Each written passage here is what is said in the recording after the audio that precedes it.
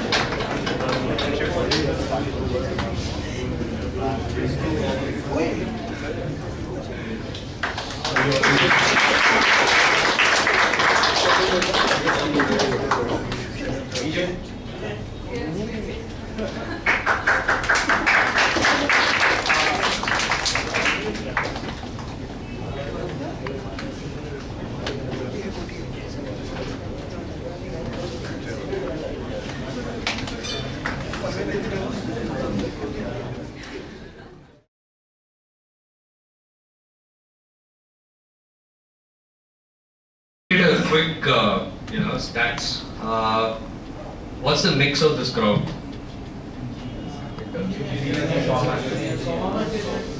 Okay, but all of you are first year graduates. Second year as well. Okay. So, how many of you want to specialize in, marketing? That's really less, man. Okay. So, finance? Okay. HR? So there is a class for you?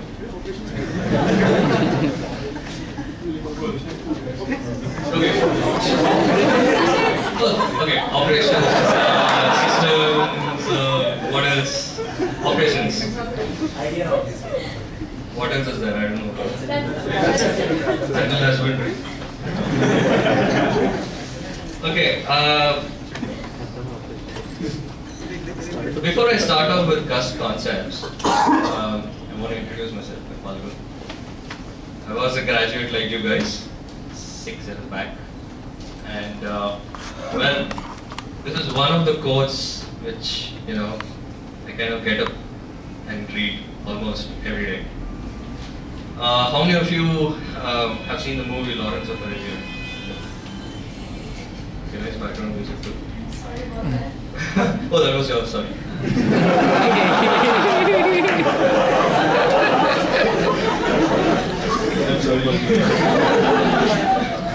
Okay, so this quote is from that. I don't know how many of you have played the new PS3 game Uncharted 3. Okay, yeah. Again, inspired by this, I'm so thrilled to see this quote. So, let's read this. He basically, when he wrote his book, he's called Lawrence of Arabia because, he was sent with a mission to Arabia to, basically have some kind of a bonding with the United Kingdom and Arabia, okay? So, you know what why they bond with the Middle East, right? Anyway, so he wrote his book about all his experience from there. So this is one of he starts off the book with this line, and man, I love this. So just listen to this. All men dream, including women as well. But the dreamers of day are dangerous men, for they may act their dreams with open eyes and make it possible. Get goosebumps when no? Okay.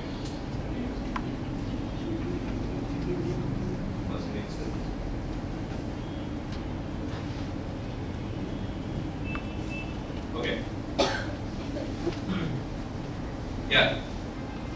So how many of you actually have a dream? I'm sure most of you guys here in this hall, you're interested to set up something of your own sometime in your life, right? So how many of you have a dream? Who wants to share? You have set it up. Okay, let's take a random person. The person who just lifted your hand. You're the only guy. Yeah. You lifted it? Man. Okay. Who are the dreamers in this world? Sorry? Both of them are both. Okay, so you lifted your hand, right? Yeah. That's okay. Okay. So, what's your dream, man? Basically, it's like, you see, I've been looking at the animation part of it, and animation studio and all those stuff. So in India, what we basically say is that we plan to work in studio, we plan to work in software like Maya or in-house or whatever. Okay. And we get the work we get from Europe and we work on that. Okay. So I'm basically looking for the pre-production part of it. The things like storyboarding, the things like matte drawing, all those stuff that are missing in India. So that's what way I will start. Maybe 10 years down the line. 10 years down the line. Maybe I mean, I want to understand the market basically, the animation market before I. Okay. Which year? Sorry? Which year? First year. First year. Okay. You'll change your mind after the second year. Yeah. 10 years is too far, man. There'll be a lot more institutes by then. Think shorter. Anyway, so it's nice. I mean, there was one more person who lifted your hand here. What's your dream? I want to start my own retail chain. Like I am from a village, it's a small town, so there is no retail chain kind of thing. So I want. What product? What product? Like everything which you can get at one place. And there you have to, if you want to purchase some personal item, you have to go in different shops. If you want to purchase clothes, you have to go anywhere else. I want to open a chain where I can put everything at one place, so that people need not to travel. Interesting. So, which year student are you? Okay. That's good. I mean, all of you guys are actually dreaming about what you want to start in the first year. That's nice. I mean, there are a lot of people who join a B school and think, I really want to start something, but I don't know what. And honestly, that was how I was. Okay.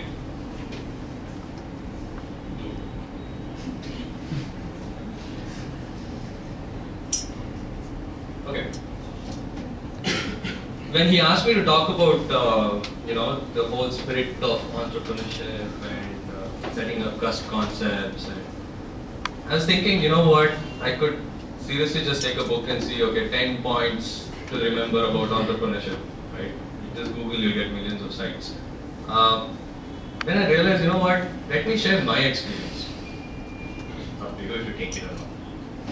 So, I mean, you have to, but I have to. Yes, well, I went to XIME, did my 2 years there, and honestly, I was confident. Everybody in my class were confident, man, this guy's going to start something. I had no clue.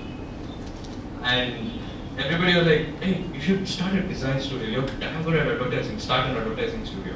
You know, a boutique or something like that. But still, you have that, that inner confidence or whatever. You feel that you're not mature enough to start something, right? So anyway, I saw the placements and I was like, okay. Got through Mindtree, nice. Business analyst, nice.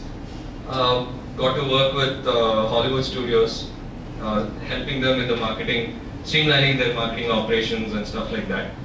I was like, wow, awesome. Should I really start? Right? And but I told my HR guy, see, 5 years down the line, I'm going to quit. I'm giving you a 5-year notice, whatever it is. Even if it's going to be having a pet shop, I'm going to set up something. Yeah. Then I realized, you know what? Let me work in Mindtree. And in Mindtree, I got this josh of setting up, starting some initiative or the other, like these guys. They set up this community. It's a great start. It might, some years you might not have it, some years you will have it, but the year you have it, you'll actually remember, wow, this guy's talk was awesome, right? So I started initiatives like that. They made me the champion of the business analyst in Mindtree. So basically, with the objective of giving them the right exposure and blah blah blah. So I did that, and I don't know. I started appreciating the creative aspect of it, right?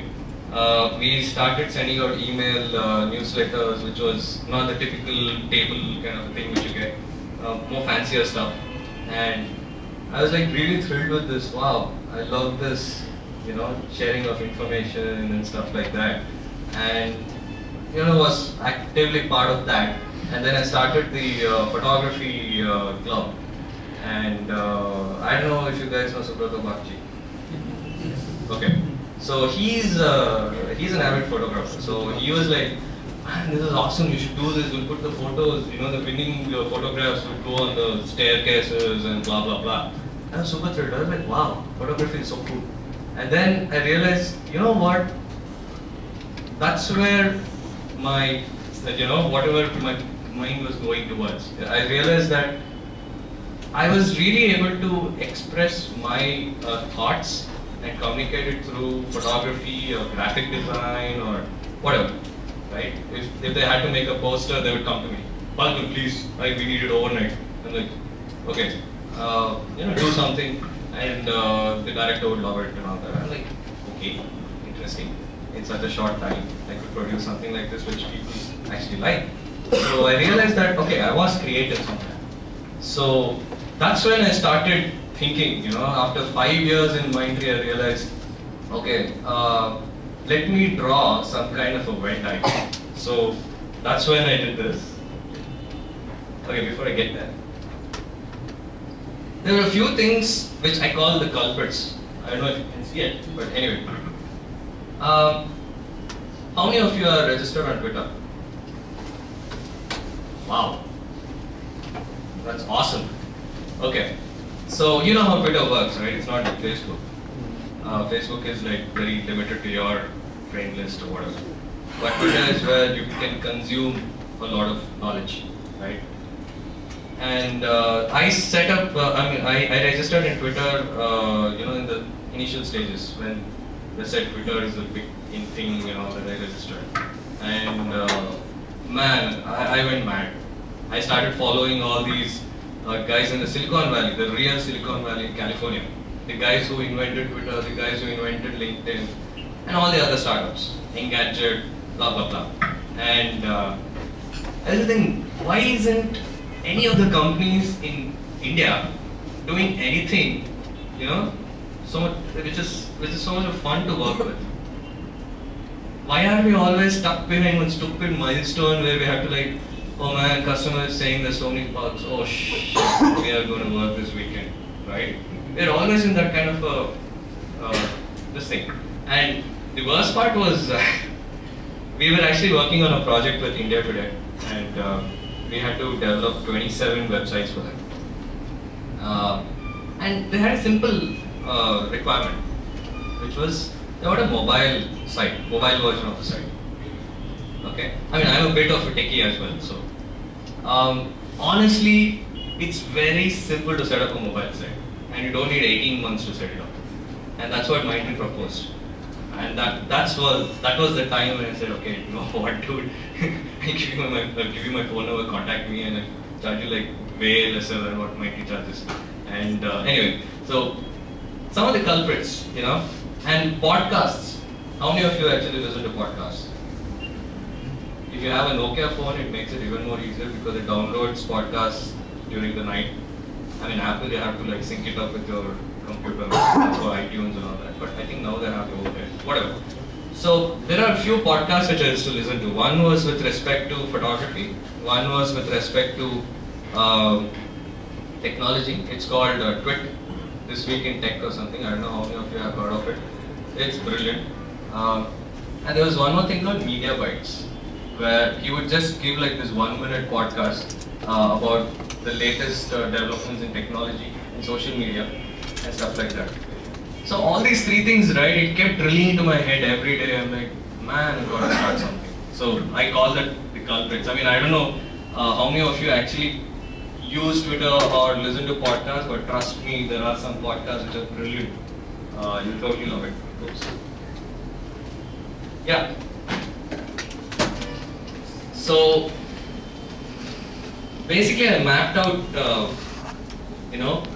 like everybody, you might have read any textbook that tell you, okay, you have to draw a Venn diagram, this area is where your talent lies and you have to start and all that, right? So I drew a mind map of all the things that I like, right? I like technology, I like photography, I like to work with computers, I love to bring in new experience for people and things like that. And then I realized, you know what? Technology-wise, super. Okay, by the way, you need to understand that creativity and innovation are completely different things. Okay, a lot of people think, okay, it's creating new, innovation is also creating new.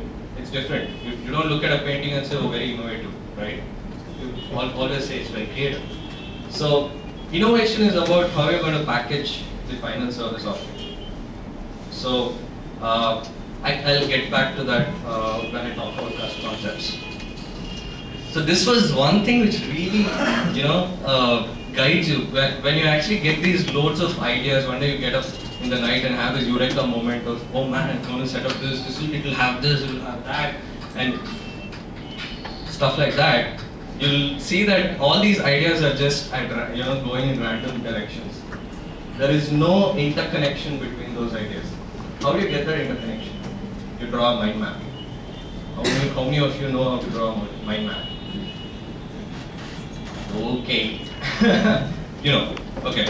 It's very dumb actually. I mean, you just put one, just take a paper and write my idea and, put what are all the main branches that come out of that idea. As simple as that. And your other ideas, where do they fall in this particular mind map? It's as simple as that.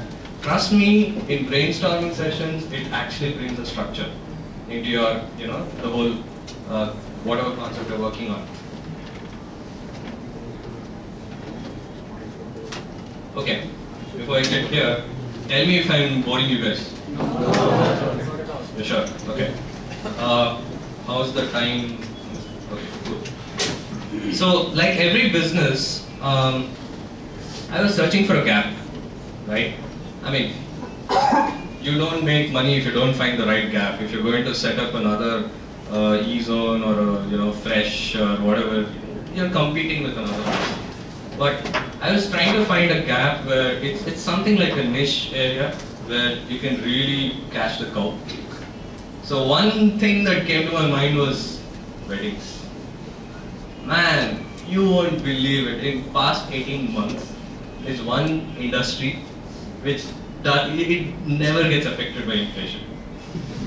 Seriously, I just came back from Punjabi wedding in Delhi, and I was like, dude, where do you get all this money? They're coming in a major Audi car, and I'm like, and it's not rented. I was like, wow, awesome. And then, I mean, it's a different story that I was thinking, shit, I charge them less, but basically I was finding the gap. So, how many of you are married then? Wrong question. Oh, okay. So, you like your wedding pictures and video, and you do like it? Okay, I want to see that. Yeah. So typically, in my wedding, we hired a family photographer, and, he got this ridiculous bright light, and we were like sweating in front of the chair. And he was trying to tell my wife, keep your hand like this, that, and she was pissed off, okay. And I didn't do anything of that sort. But I had, there's one of my uncle, who was a short film director. He goes to a lot of these film festivals and stuff like that. And he has a video camera, he just generally documents things for himself, right? So he said, I'll document something for you, but you don't have to pay me. I was like, wow, let's see. And that video he has shot is so beautiful. I think I'm the only guy who actually watches my own wedding video at least once in a year. Okay? Just because of the camera angles and what is that essence that he's trying to capture and things like that. Then I realized, man, you'll slowly realize there's such a huge gap there. Wedding videographers is such a nightmare during a wedding. Right? They have, I mean, you can't even see the couple, man, when they're getting married. You'll see only their asses all the time. So, I'm allowed to use these words, right? Okay. So, that kind of inspired me. Then everything fell into place. I was like, wow, okay, I love these ideas. And I didn't tell my family. The day I told my family, they were shocked. I quit my job and then I said, I'm starting a wedding photography business. They were like, what? Who is going to pay for the insurance? I'm like, man, really, that's not important right now. I'm searching for a loan right now. Anyway, so that's a different story. And I was excited, man. Shit. From the technology perspective, I've been crazy analyzing cameras and lens because you have this much of budget and you have to invest it in the right equipment, right? So there are two approaches to any business, big bang and one is step by step, right? So I was thinking of a big bang thing. I'll put my house on whatever as a liability and get a huge loan, have a place in a mall or something like that. And then I started checking it out and it's just shit expensive. Have any of you found out what is the floor space, cost of floor space in any of the malls, monthly mall? For a 2,400 square, oh my god. It's like what, 4 lakhs? 4 lakhs a month, that's the rental. Where do you have your studio? No, I have my own. Okay. You haven't set it up in a mall, right? No. Yeah. So, started analyzing a lot of things. It was very interesting and anyway, I think I'll go to the next slide. I want to share more about Cusp concepts there. Yeah. So, a little bit about the logo. It's a Galilean curve, basically. It's called a deltoid. You might have seen this guitar buttons, right? It's not exactly a triangle, it's like curve. So that's, they're called, what's the name of the curve? Anyway, basically Galileo played around with them. It was fun coming up with the name. That's the best part about starting a business. The first thing you think about is, oh, this is going to be blah blah blah.com, right? So you start searching for all the possible names and you don't get it. And initially I was like, Plum Studio. And then I went online. There are like 24 Plum Studios in Bangalore. I like, shit. Okay, why Plum? So basically, the whole funda of, this, I don't know how to explain. Okay, so basically the shape of a peacock feather, have you seen that black dot inside? It's not exactly a circle. It goes like that. Like a heart kind of a thing, right? And I love peacocks. I've painted it so many times. And the second thing is, the funny thing was during the analysis for the equipment I need to record surround sound in a wedding, right? I mean, now we have, everybody has an LCD TV, right? And trust me, I have shot so many weddings along with the conventional guys, and they still shoot in 4:3. I don't understand that. And they still shoot in 4:3, they still shoot in DVD format. It's ridiculous. Anyway, so that's the gap I was talking about. And that's where I was analyzing about surround mics, and there was a thing called cardioid curves. Then I was thinking, I called my sister, I'm going to call it cardioid. And she was like, what? It sounds like some clinic or something like that. Then I realized, you know what? Everything that's common between all of these things are the point where the two curves meet. It's called a cusp. Okay? And I went to my wife, I was like, hey, I'm going to call it Cusp. And she was like, interesting, do you realize that you're a Cusp? I'm like, hey. You're born between March and whatever, Feb. I was like, wow, this is awesome. I actually got a name which has a personality in it. I was so thrilled. And honestly, think of a good brand name, it totally motivates you every day. And don't think of a brand name that you would want to change every year. So, when I set up Cusp concepts, it was not easy. There are a lot of things that you learn in a B school, basically from books where you realize that it's very static when you actually start a business. All the things that you thought was trivial, you'll actually think, man, I wish I'd concentrated more in that class, right? So I actually put a few things on the next slide. Anyway, in case you guys want to follow Cusp concepts, you can follow these Twitter and Facebook handles. How many of you have actually seen this site? Oh, there are a few. You liked it? Okay. Yeah, so things I learned in the first year. 10 points. Yeah, most of them actually look pretty much out of a book, right? Yeah, so this is where your MBA really comes in, right? So you'll realize that whatever your business is about, it could be creative. I'm sure yours is a completely creative business, right? You'll slowly realize that 80% of it is business and 20% of it is actual, creative part of it, taking photos and taking videos and taking it from a creative perspective and stuff like that. And that's when you realize, you have to respond to emails, you have to respond to calls, you have to talk to them for an hour, you have to explain what your service offering is, why is it so different from the millions of people out there, right? So, how much time do you have? Okay. Yeah, so that's first point. Second thing, you're on your own. You start the business, it's your responsibility. You cannot ask your mom and dad when you don't have money at the end of the month to pay for your expenses and your co-workers' salaries or wages that you're paying them. You are so on your own, trust me. Even when you start your business, please don't take money from your parents. Start it on your own. If it is worth it, your parents will really fund it. Don't worry. Third thing.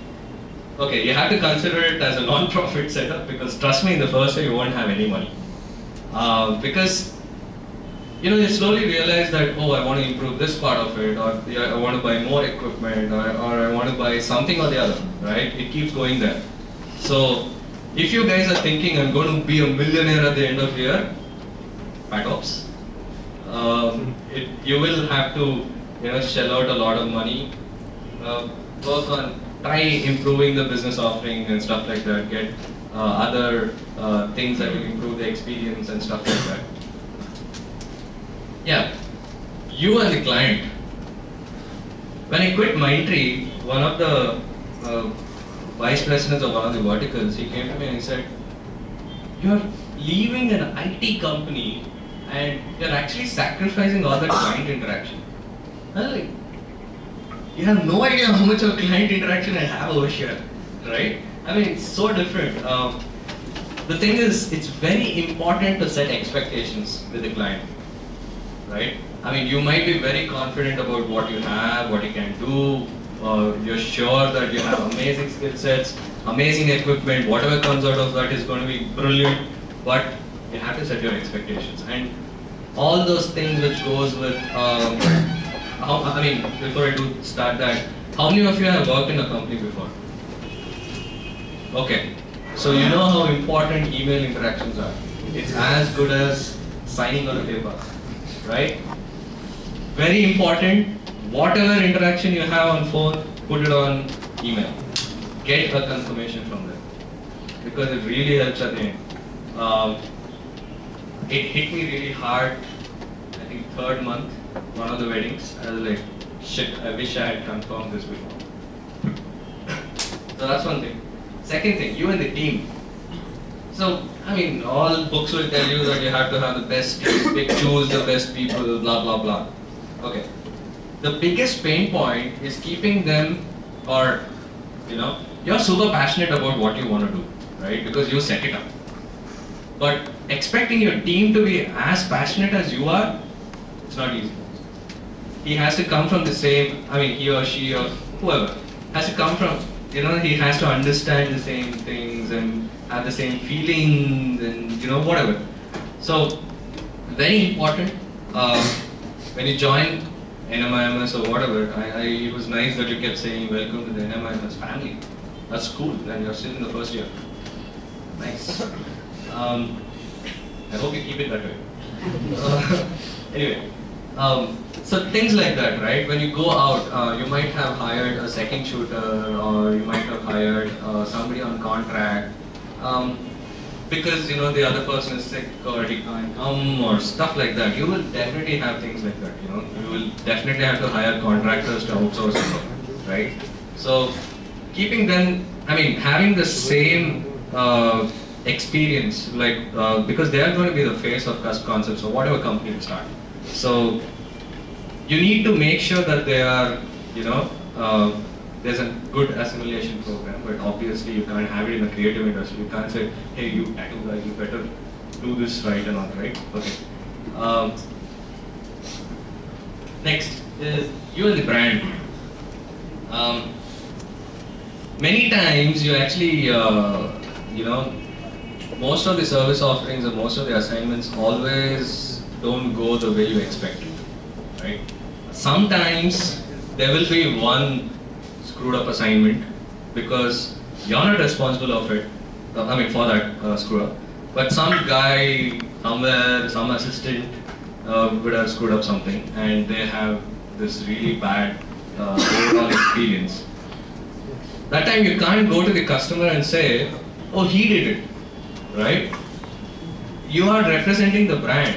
They're like, oh, Cusp Concept said this. I'm like, I'm a good guy, he did it. You can't say that. So, you have to remember this. Whatever happens, it's your business. Stick to it. You have to stick your neck everywhere. Negotiation. Oh man.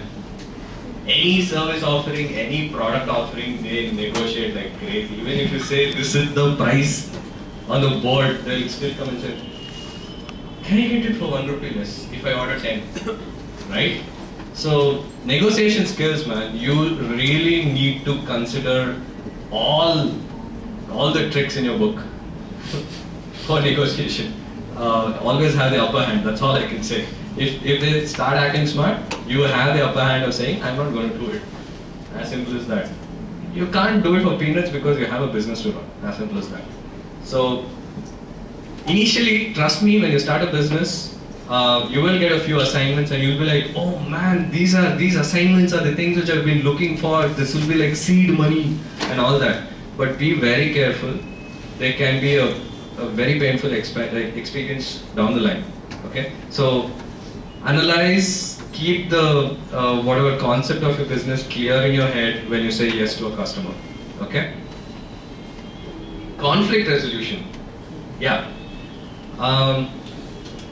Any business, you will have conflict with the client, okay? Especially in the creative industry. Even if you go to a restaurant, I'm sure 100%, 100 people who turn up there are not 100% happy, right? They'll be like, chutney could have been better, right? So I'm giving you 85%. You can't help it. So, typically in a business, how do you solve a conflict? Where do you start when you have a conflict? That's the biggest thing. Somebody comes and tells you, man, I'm not going to pay you. I haven't had an opportunity, okay, I haven't been in a state like that. Yeah, so, but how do you handle a conflict, right? Biggest thing, where do you start? They'll hit you with all kinds of things, all kinds of, they'll start swearing at you and all. And honestly, in a wedding industry, if you don't do your job, you're screwed because they're not going to get married again. Trust me, man, you drop your memory card after the wedding, you're gone, it's going to get wiped out. What are you going to tell them? Recently, I had a burglary in my house. Thank God he didn't take my computers and go. Or my hard disk or my laptop or cameras or any of the equipment. If they had taken the computer and gone, I'm like, shit, how am I going to tell them? So think about backup and redundancy backups. Okay? That's what I did anyway. So conflict resolution is one place where I really learned. There was one customer which I'm not going to mention the name because my site is very open and you can go comment. Yeah, this client, she or he said that you haven't taken this picture of my uncle. I'm like, how am I supposed to know he's important to you? Right? They have to tell us. We are just photographers. We just come there, we click and take videos or whatever. I have to tell you that, that this uncle has come from this, please go take or something like that.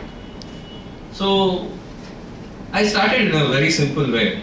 That's where my B-School thing started and my work at Mindtree. Did a root cause analysis, as simple as that, right? Gave her a rating sheet, rate your services based on, I've broken up the whole event into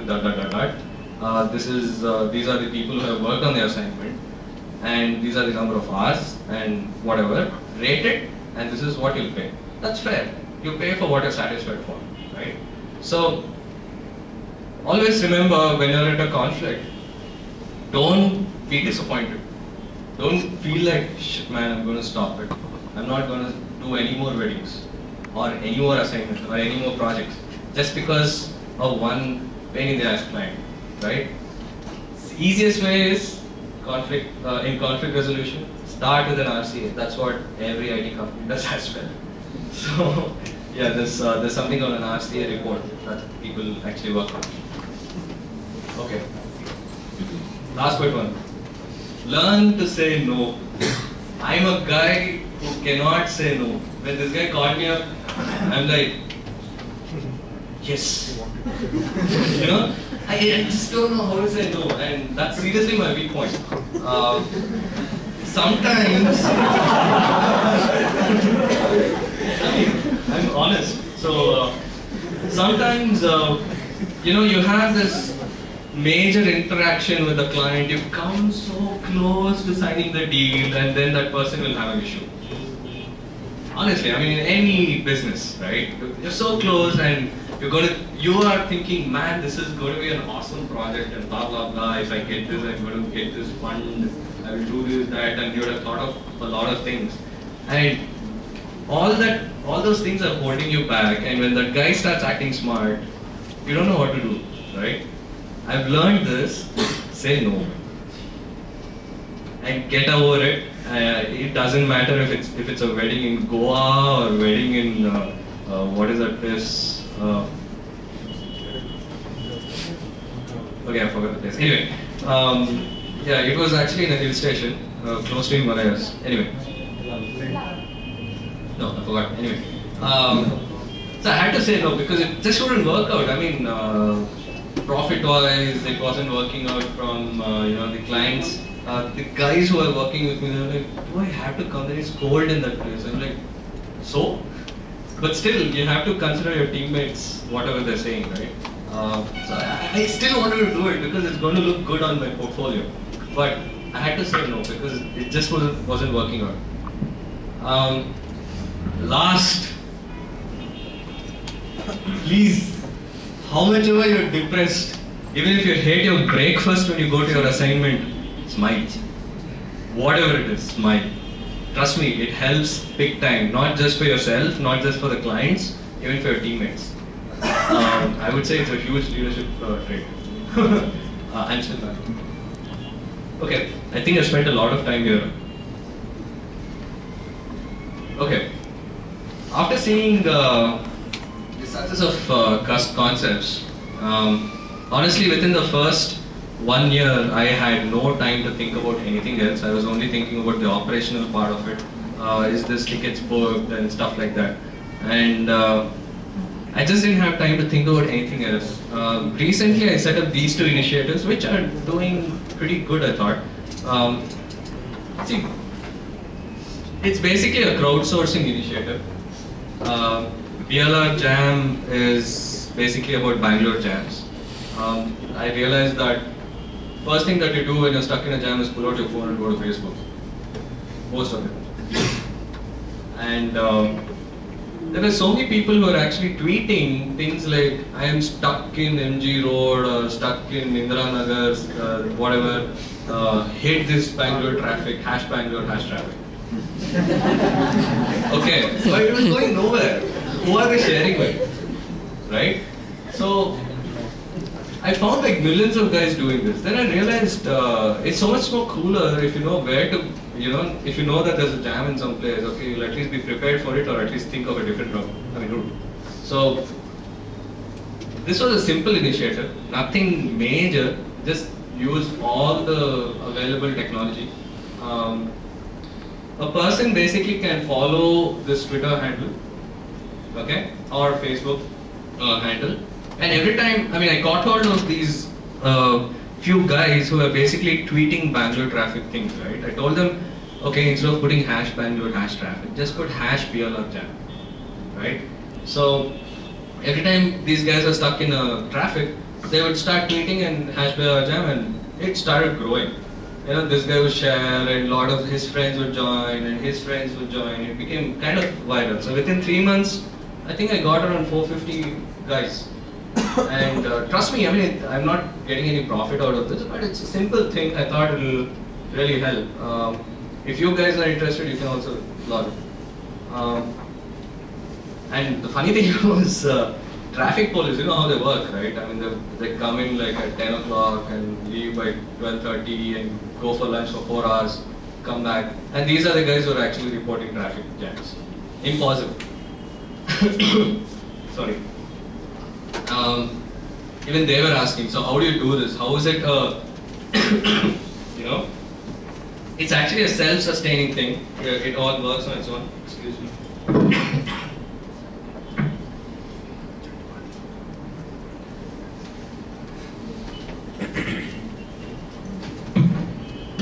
If you have computers or phones, you can check it out right now. Yeah. The last thing is, I just set it up a week back. It's called I Dream of Apps. It's again a crowdsourcing initiative. It's a very simple thing. All you have to do is, I mean, I'm sure most of you might have thought, man, I wish there was an app for this, right? I know Steve Jobs has said that, oh, there's an app for that. But all of us know that there's no apps for a lot of things. Like, for example, you have a Samsung phone or a you know, a Nokia phone or whatever, and you're shifting to an iPhone, and it's such a pain to transfer contacts, right? Why haven't they developed an app for it? That's because, you know, many times people think of ideas but they just go wasted, right? So this is a place where you can actually submit. So how are you benefiting? You can actually put it in your resume that you actually submitted this app idea, and the lot, I mean, it's going to be posted on a wall, Facebook wall, people can comment on it, you know, give probably better improvement ideas or feedback or whatever. So that was one thing, and that was phase one. Phase two was a lot of engineering guys in final year have no idea what they should do their project on. Especially in Bangalore, which is like an IT hub. They don't even know where to start.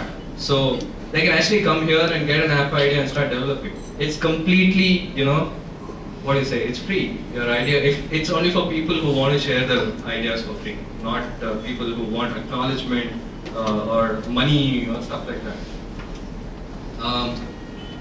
And the third phase would be where I would push it to venture capitalists if they actually like an idea. There are VCs, if you Google, there are VCs who actually have a development team. If all they're waiting for is a good app idea.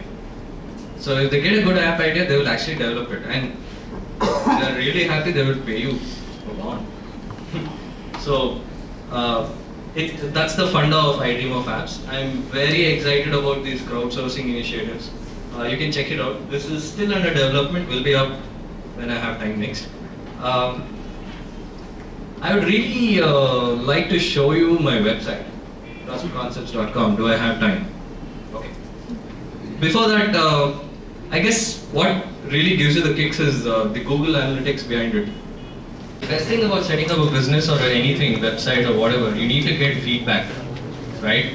You need to know if you're doing well, are you getting the right people, who's your target audience, things like that.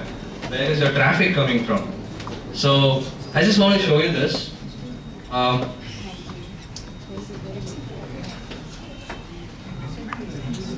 many of you have actually used Google Analytics?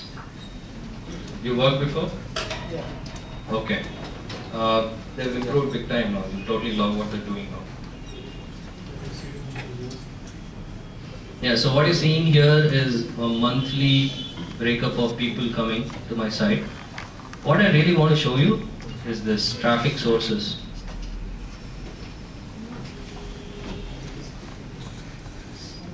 Yeah. So, if you see this, I just want to show you how important Facebook is for me. 55% of the traffic, that's 2,000 whatever visits, unique visits, is coming from Facebook. So don't think that Facebook is just for, you know, creating a profile, putting a picture and stuff like that. Use the Facebook pages. They are awesome and they give you loads of features. They have open APIs. You can implement them, implement simple things on your website. You know, things like that. They have recently started something called FB Commerce. I don't know how many of you actually know about it. In India, it's not so popular. So Facebook Commerce is where any Tom, Dick and Harry can set up a business and have a product and a price and stuff like that. You can create a marketplace like eBay, but it's more social. Okay.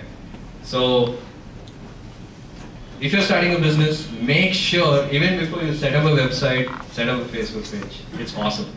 And their ads are way more advanced than Google Ads.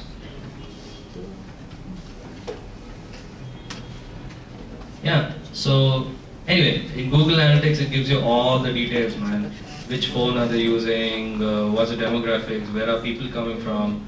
It's crazy. I mean, some people are coming from, you know, some crazy places where I don't understand why they would see Indian weddings. Anyway. Yeah. So I think I'll end here. Otherwise, I can go on. If I start showing my pictures, you know, you guys will doze off. Oh, I can see my site here. Anyway, yeah. So what next? Oh, okay. Yeah. The interesting thing was the first ever assignment that we did. This couple called me up and they said, we are very interested in the way that you know, whatever you're promising.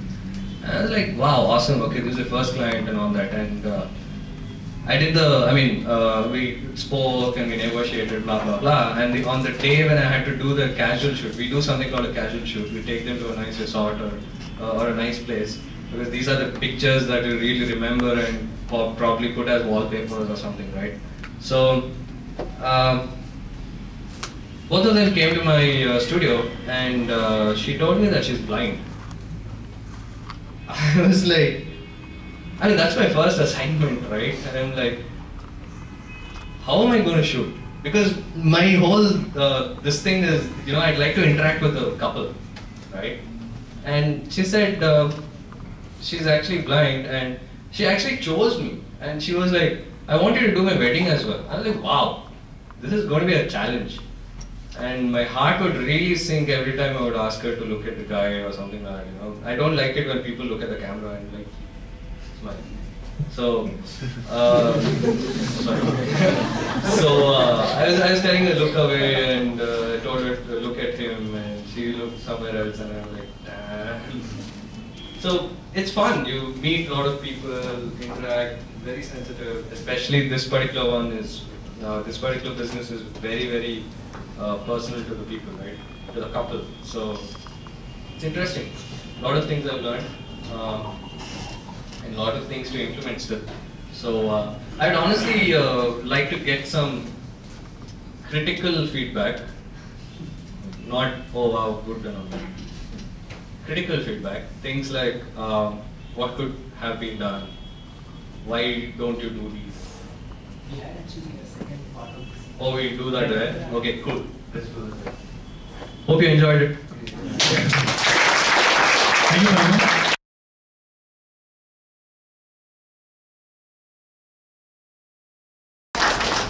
Thank you, everyone. I was actually not prepared to come today, and as Mr. Phalgun said, I also have this problem of saying no. And when he's been calling me since yesterday that ma'am, somehow you have to find some time and come. And even in this morning I told him, Vijesh, I'm sorry, I don't think I will be able to make it. But still I was somewhere on the way to Kormangla when he called me up again. And I said, fine, I turned the car and I came this way. So, yes, I don't know whether it is a good quality of an entrepreneur or not, whether they can say, you know, whether to say no. But the quality that I saw in Vijesh was really a quality of an entrepreneur, that is persistence. And he really never gave up. He kept on calling me to make sure that I come today.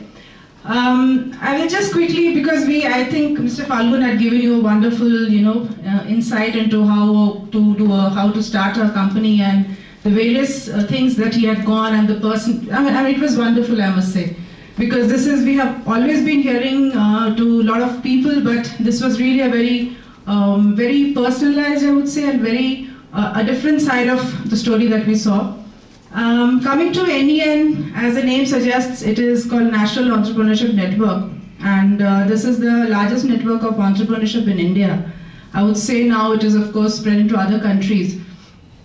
Now, we started off in 8 years back in 2003, and it was started by a gentleman called Mr. Vadvani, who was studying in IIT Mumbai. And how he started, I must give you a short story about this, is like many of you who are staying in the hostel, and he, along with his friend, was very unhappy with the food that was served in the hostel. When he used to come back from, they were all engineering students, and when they used to come back from classes, they found that food was not available in the canteen, or it was not what they wanted. So they their friends started a small setup under the staircase, that triangle area. So they thought of setting up a small eatery there, only to cater to the students who are coming back from their classes, hungry, tired, and they can just pick a few things, biscuits, chips, things like that. And that is how it started. And when he passed out, that continued for a long time. But that gave him the thought, the dream that he can make something out of nothing. And then, of course, he went on to make a lot of companies. He became a serial entrepreneur. He sold a lot of companies, founded a lot of companies. Now, of course, he's in Silicon Valley, and he is the founder and chairman of Symphony Technology Group. This was his initiative, Vadvani Foundation, and we very strongly believe that we can start with the institutions, actually, and where we can access the students, where we can reach out the students and impart this knowledge of being an entrepreneur. And we work with close to 550 institutions in India, and there are, of course, it was initiated by some of the 5 institutions like IIT Mumbai, IIM Ahmedabad, and BITS Pilani, and a few other. So how we work is that we work very closely with the institutions. We help them to set up an entrepreneurial ecosystem on campus, and wherein we train the faculty to teach entrepreneurship to the students, because as you heard from Mr. Phalgun, that though you have a dream which is very close to your heart, or you want to make it big in life, it has to follow a very structured process. It has to follow a process and a structured way of doing the whole, the entire, making it a reality. So we train the faculty who are part of this member institution, and these faculty are supposed to go back and train the students and put them through various courses, workshops, talks, and many other interactive games and exercises through which they are taught this wonderful thing called entrepreneurship. And we have close to about 70,000 students like you who are members of ours, and we have close to 2 lakh plus members who are registered with us on NEN. This actually also gives you an entire access to a huge network of entrepreneurs and mentors and educators with whom we also connect our students.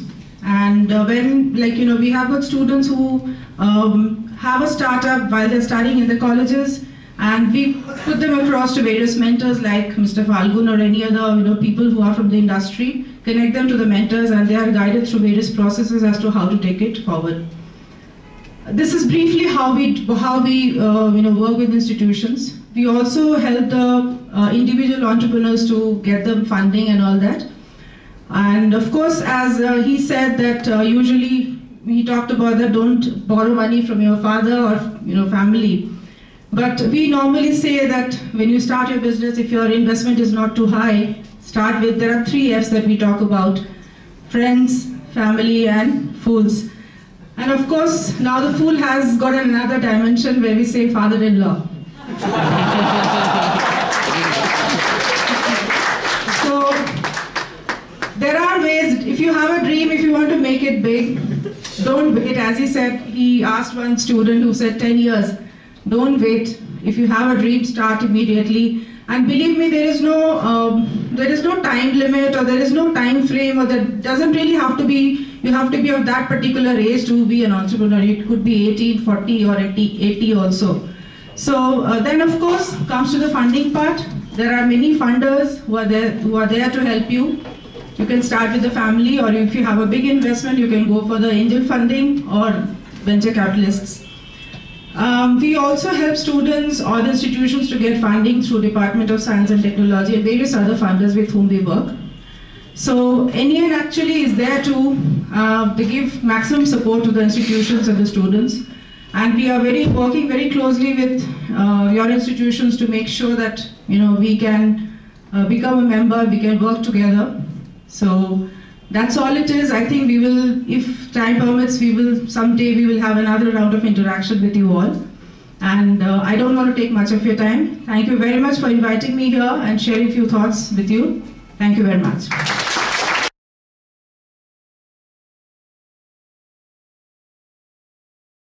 I'm very scared of the mic. I would like to introduce myself first and about my business. It's like, as you all know, I'm Jessie and I belong to Bangalore. And it's like, I'm a very simple girl with a very creative mind. Since I was 14, it's like I always try to do something creative. Each and every day I wanted to live the life the way I wanted it to be. So it so happened like God gave me everything, but not everything that I wanted.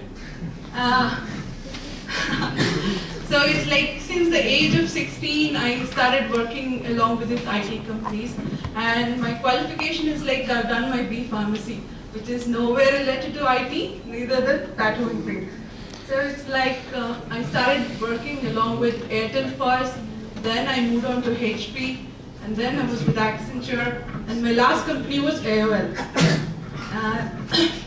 So it's like I have a total experience of around 7 years with IT. So it so happened like you must be having a question, right? B Pharmacy and then into IT. No? So it's like, based on my experience, I moved along working as an IT quality analyst rather than being a pharmacist or something. And then it's been around 6 months that I decided that I am going to live my life and I want to do what I always wanted to do. So, as I was telling you about being artistic and being creative, it's like I used to do paintings, and then I used to do photography, and then photo editing in a very different ways. I tried all possible things, which always gave me happiness, and it was also a hobby. So what I would like to say is, follow your heart and use your mind and do what you always want to do, because that gives you happiness, that gives you success, and most importantly, it gives you money. And now you must be thinking like, everybody must be having a dream that you want to do something in your life what you always wanted to do. Maybe you are into management and most of them will not be interested in it. So you will be having a question, okay now, I want to do this, how do I do it, right? First of all, how many of you have a tattoo here? Nobody? Okay, go. Okay, so it's like, most importantly when you want to do a business. Before that, let me introduce my Verve Tattoo Institute, a studio that I've started. It's like, we chose the name Verve because Verve means, it has a lot of positive meanings. Firstly, it is something like giving life to your imagination, bringing imagination into real. That's what it means. So I chose the name Verve. And to do something, there's always support that you require. It would be the family or friends or something, right? Even me, I have a motivation behind doing this tattoo studio. It's none other than his name is Sanjay. He actually runs a business. He's also into business. He runs a gym. So it's like I always gave him this idea. I want to do this. I want to do this. Initially, it was like no. It was a no from everybody, my parents and him and everybody. But then what I did is like I decided to quit IT and then I started learning. Initially I started learning from a Brazilian who's from when I went to Goa. So that's how I started learning. And it's like I started to study the market. First, whenever you want to do something, you know, you need to study the market. If I do this, will I become successful? Or am I going to be profited? All that things you need to consider and you need to start working towards it. And then I started studying the market, and then I always believe that if you want to do a business, do something that's right now in a trend. So that gives you a lot of success. That's what made me and motivated me to do this studio. That's about Verve. You can find us on Facebook. You can find us on Twitter. And we have a website as well, vervetattoo.com. That's about me and my tattoo studio.